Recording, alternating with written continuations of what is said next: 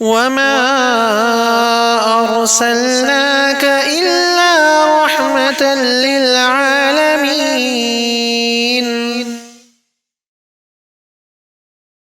السلام علیکم ورحمۃ اللہ وبرکاتہ.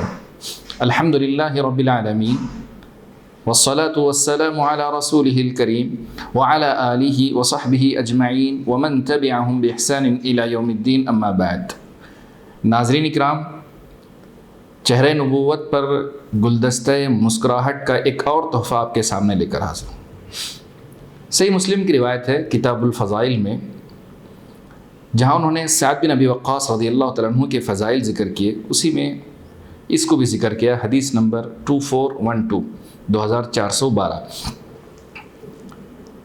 امام مسلم رحمہ اللہ نے روایت یوں نقل کی ہے. سب سے پہلے آپ یہ جانیں کہ صحابی جلیل سعد بن ابی وقاص رضی اللہ تعالیٰ عنہ عشرہ مبشرہ میں سے ایک ہیں، جن کو آپ صلی اللہ علیہ وسلم نے جنت کی خوشخبری دی ہے. آپ صحابہ کے درمیان بڑے عالی قدر و منزلت تھے. آپ کا مقام کا اندازہ یوں لگایا جا سکتا ہے کہ آپ صلی اللہ علیہ وسلم کے والدہ ماجدہ آمینہ کے چچا زاد بھائی مالک ابن احیب کے لڑکے تھے. جوانی میں انہوں نے اسلام کو قبول کیا اور ثابت قدمی کا مظاہرہ کیا، حتیٰ کہ جنگ احد کے موقع پر آپ صلی اللہ علیہ وسلم نے انہیں ایک ایسی بات کہی جو کسی اور صحابی سے نہیں کہی. آپ صلی اللہ علیہ وسلم نے کہا، اے سعد بن ابی وقاص، تیر برساتے جاؤ، میرے ماں باپ دونوں تم پر قربان. اللہ اکبر. آپ صلی اللہ علیہ وسلم نے اپنے ماں باپ دونوں تم پر قربان یہ کسی صحابی کو نہیں کہا سوائے سعد بن ابی وقاص رضی اللہ تعالیٰ عنہ کے. جی ہاں، سعد بن ابی وقاص رضی اللہ تعالیٰ عنہ جنگ احد کے موقع پر میدان جنگ سجا ہوا ہے، تلواروں کی آواز گونج رہی ہے، تیر برس رہے ہیں. ایسے موقع پر ایک کافر جس نے کافی مسلمانوں کو شہید کیا اور کافی مسلمانوں کو اس نے زخمی کیا، بڑا ہلہ مچایا ہوا تھا. آپ صلی اللہ علیہ وسلم کی نظر اچانک اس کافر پر پڑی تو آپ صلی اللہ علیہ وسلم نے کہا، اے سعد، اس پر تیر چلاؤ، اس پر تیر چلاؤ.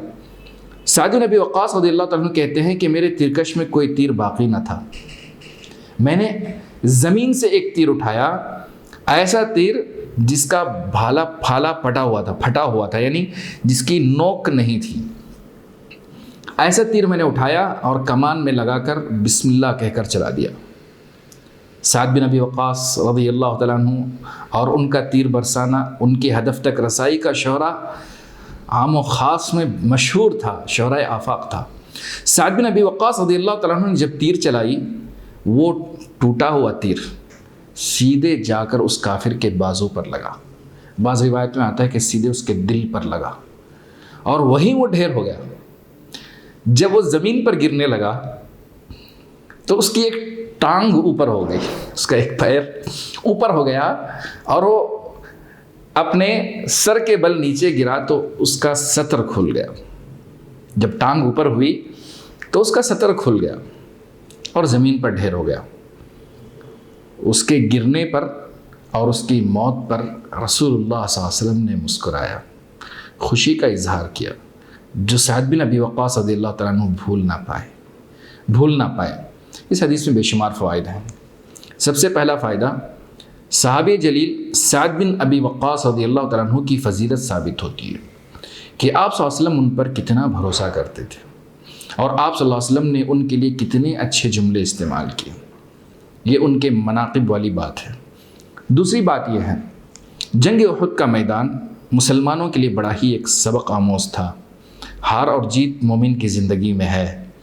مومن ہو تو ہمیشہ خوشیاں نصیب ہوں گی، ایسا نہیں ہے. کبھی کبھار گرتے ہیں شہسوار میدان جنگ میں. مومن کو کبھی کبھار آزمائش کا سامنا بھی کرنا پڑتا ہے. رسول اللہ صلی اللہ علیہ وسلم نے جنگ احد میں اپنے کئی صحابہ کو شہید ہوتے دیکھا. جی ہاں، اور اسی کے مقابلے میں آپ دیکھیں کئی صحابہ نے آپ صلی اللہ علیہ وسلم کے سامنے اپنا سینہ سپرد کر دیا. آپ صلی اللہ علیہ وسلم کے سامنے دیوار بن کر کھڑے ہو گئے. ان میں سے سعد بن ابی وقاص رضی اللہ تعالیٰ عنہ بھی تھے. اس حدیث سے تیسری فضیلت یہ معلوم ہوتی ہے کہ آپ صلی اللہ علیہ وسلم کے صحابہ رسول صلی اللہ علیہ وسلم کی کوئی بات ٹالتے نہیں تھے.